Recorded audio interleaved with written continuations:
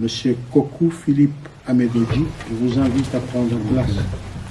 Monsieur, en fait, ce que j'ai retenu surtout en discutant un peu avec lui, c'est son engagement dans la création de valeurs, de chaînes de valeurs. Il nous expliquera tout ça, le lien avec les droits de l'homme et le développement, et plus parce qu'il vient du Togo. Tout à fait. Bon, je pense qu'on peut faire un état de droits de l'homme dans chaque pays, et je pense qu'il n'y a aucun pays qui va atteindre 100%. Mais bon, celui qui connaît son pays, il va mieux nous expliquer ça. Merci, à vous la parole. Bien, merci. Je vais directement au but, toute considération et salutations respectées. Moi, ma démarche se fonde, comme l'a dit le présentateur, sur l'article 18 de la Déclaration universelle des droits humains, qui dit ceci: toute personne a le droit à la liberté de la pensée, de conscience et de religion.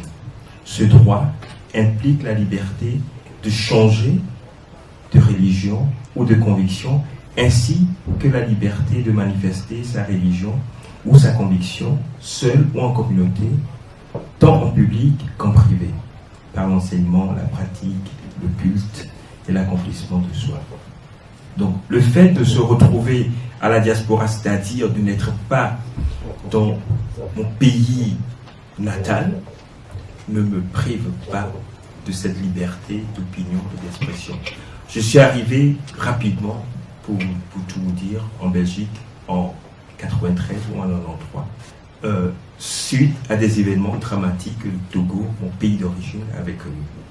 Et depuis lors, ma conviction, ou en tout cas mon combat, ma lutte, était de faire en sorte que cela n'arrive plus.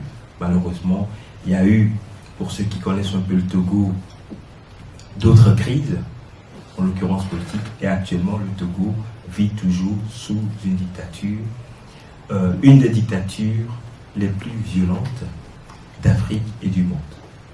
Le Togo a accédé à son indépendance en avril 1960. 3 ans après, le père de l'indépendance a été assassiné par celui qui l'a reconnu et qui s'appelle Gnassingbé Eyadema.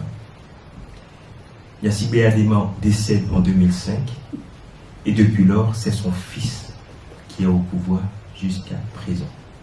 La constitution togolaise prévoit que le président ne peut exercer plus de 2 mandats. Faure Gnassingbé, le fils de l'assassin du père de l'indépendance, est en train de finir son 4e mandat. Les bruits courent, nous avons depuis avant-hier des informations selon lesquelles l'Assemblée nationale actuelle, dont le mandat a expiré, travaille à modifier la Constitution pour que la durée, non seulement du président qui a déjà accompli 4 mandats, 4 fois 5 ans, puisse être prolongée et qu'il puisse ad vita aeternam se présenter comme candidat aux élections. Tout cela pour vous dire que si nous, on parle des droits humains, les droits humains, nous le comprenons, en tout cas moi et mes amis, nous le comprenons, pas comme une importation ou une création occidentale ou étrangère. Pour nous, les droits humains ont un sens, c'est-à-dire la gouvernance du peuple, par le peuple et pour le peuple, dans l'intérêt du peuple. Ce n'est pas ce qui se vit dans nos pays. Et malheureusement, pour faire le lien avec notre pays d'accueil, c'est que nous déplorons le fait de ne pas trouver des oreilles attentives à ces situations qui font que beaucoup de pays d'Afrique vivent des crises politiques qui impactent le développement. Nous parlons de développement. Dans quel pays avons déjà vu des investisseurs investir des sommes pour construire des usines ou bien pour des usines, sachant qu'ils ne pourront pas exercer pendant le temps d'amortir leur investissement. ça n'existe pas.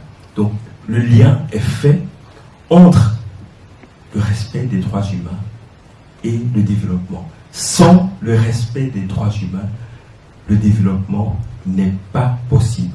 C'est impossible, voire très très compliqué.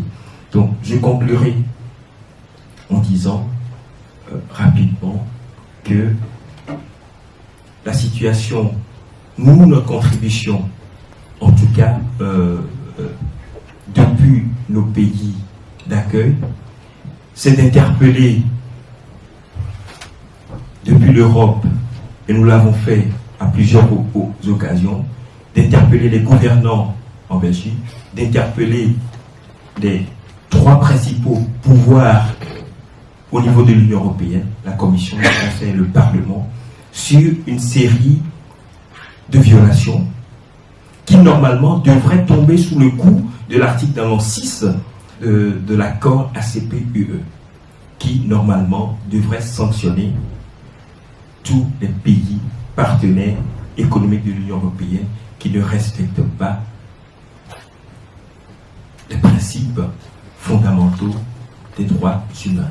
Malheureusement, la géométrie de la diplomatie européenne étant très variable, nous n'avons jamais eu d'oreille attentive. Nous espérons que les jours, les semaines et mois à venir, les dirigeants de nos pays d'accueil, en l'occurrence les grandes démocraties, pourraient entendre raison et faire en sorte que les Africains, parce que menacés chez eux de faim ou de mort, ne soient pas toujours obligés de partir en Asie et trouver, pour la plupart d'entre eux, la mort dans le désert ou dans la Méditerranée. Je vous remercie.